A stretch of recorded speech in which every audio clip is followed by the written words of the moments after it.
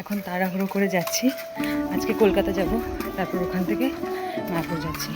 হরে কৃষ্ণা, আমি ভক্তি and welcome back to my channel. আজ যেহেতু কলকাতা যাওয়ার কথা, তাই সকাল সকাল রেডি হয়ে আমি বেরিয়ে পড়ি ট্রেন ধরার জন্য। কাটোয়া থেকে হাওড়া যাওয়ার ফার্স্ট ট্রেনটা ধরার প্ল্যান থাকলো, সেটা আর ধরা হয়নি, তাই সেকেন্ড ট্রেন ধরে আমি চলে যাই সুকন্যাদিদের বাড়ি। ওখানে গিয়ে একটুখানি জিরিয়ে নিয়ে আমি আর সুকন্যাদি চলে যাই ছাদে নোলকের ভিডিও শ্যুট করার জন্য।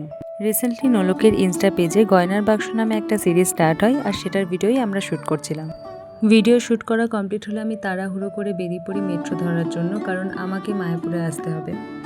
যেহেতু পরের দিনই ছিল গুরু মহারাজের ব্যাস পুজো, তাই ঘাটে আর স্টেশনে সেদিন প্রচুর ভিড় ছিল, তাই আমি আর ভিডিও শ্যুট করিনি। একেবারে মায়াপুরে এসে রেডি হয়ে চলে যাই মন্দিরে ভগবানকে দর্শন করতে। এরপর মন্দির থেকে চলে যাই ব্যাস পূজা প্যান্ডেলে, যেখানে গুরু মহারাজের অধিবাস হচ্ছিল। সেখানে কিছুক্ষণ থেকে অধিবাস দর্শন করার পর আমরা রুমে ফিরে আসি। তো এই ছিল আজকের ভিডিও। যদি তোমাদের ভিডিওটা ভালো লেগে থাকে তাহলে পেজটাকে ফলো করো আর চ্যানেলটাকে সাবস্ক্রাইব করে নিও।